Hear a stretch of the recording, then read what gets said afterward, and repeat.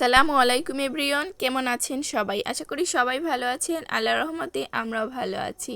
পিঠাপুলি তো এই শীতে সবারই খেতে ভালো লাগে, তবে পিঠা বানাতে কিন্তু একটু ঝামেলাই পোহাতে হয়। এবছর শীতে আমাদের পিঠাই খাওয়া হয়নি, তাই ভাবলাম যে একটু পিঠা বানাই। গ্রামে থেকেও কোথাও নারিকেল খুঁজে পাওয়া যায় না, পরিমাণে দাম চায়, আর কোথাও বাড়ির কেউ বিক্রি করতে চায় না, কেননা নিজেদেরই লাগে। আমাদের নিজেদেরও গাছ আছে, তবে হয় না। নারিকেল ছাড়া কি আর পিঠা খাওয়া যায়? এই তো একটু পুলি পিঠা অথবা কুলি পিঠা, আপনারা যেটাই বলেন, ওইটা বানানোর প্রস্তুতি চলতেছে। তবে এইটা দুধ আর গুড় দিয়ে ভিজানো হবে, আর সাথে চুই পিঠাও দেওয়া হবে। অনেকে চুই পিঠা বলেন, আবার অনেকে চুষি পিঠা বলেন, তবে আমরা বরিশাল এলাকায় চুই পিঠাই বলি।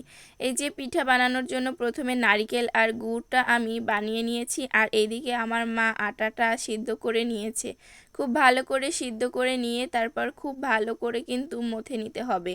আটার কাইটা যত সুন্দর হবে, আপনার পিঠার ডিজাইন কিন্তু অনেক সুন্দর হবে। ফেসবুকে এসে অনেক আপুর কাছ থেকে ডিজাইনও শিখতে পেরেছি। আমি যতটুকু পারি, আপুরাও অনেক কিছু পারে। এই যে প্রথমে কিন্তু আমি হাত দিয়ে একটা ডিজাইন করে দেখিয়েছি, এখন একটা কলম দিয়ে ডিজাইন করে দেখালাম। কত সুন্দর হয়েছে, তাই না? এই ডিজাইনটা কিন্তু আমি একটা আপুর কাছ থেকে শিখেছি। তো ওই আপুকে দেখেছি এইভাবে ডিজাইন করে, তো আমি একটু করলাম। এগুলো আমি তেলে ভেজে নিয়েছিলাম, ওইটা আর ভিডিও করা হয়নি। এইভাবে কয়েকটা কলম দিয়েও কিন্তু অনেক সুন্দর করে ডিজাইন করা যায়। এই যে আবার একটা সমোসা স্টাইলে বানিয়ে নিচ্ছি। একদিন পিঠা বানিয়ে এগুলো ভেজেও খাবো, আবার রান্না করেও খাবো। তেলে ভেজে নিলে এই পিঠা অনেক দিন রাখা যায়, আর অনেক দিন খাওয়া যায়। আমার কাছে তো বেশ ভালো লাগে। একদম মচমচা করে ভেজে রাখলে সকাল সন্ধ্যায় যে সময় ইচ্ছে সেই সময়, এই যে অল্প কয়টাই পিঠা বানিয়েছিলাম তেলে ভেজে নেওয়ার জন্য, আর এই যে এই পুলিগুলো বানিয়েছিলাম এই যে দুধে ভিজাবো এর জন্য। এই যে এখন আমি দুধটা খুব ভালো করে গরম করে নিতেছি ফুটিয়ে। এই যে খুব বেশি করে গুঁড়া দুধ দিয়ে দিলাম। আমাদের গরুর দুধ খেলে অ্যালার্জি হয় আমার বাচ্চার, আমার, এর জন্য আর গরুর দুধ দিলাম না। এই যে অনেকগুলো কিন্তু চুই পিঠাও বানিয়ে নিয়েছিলাম।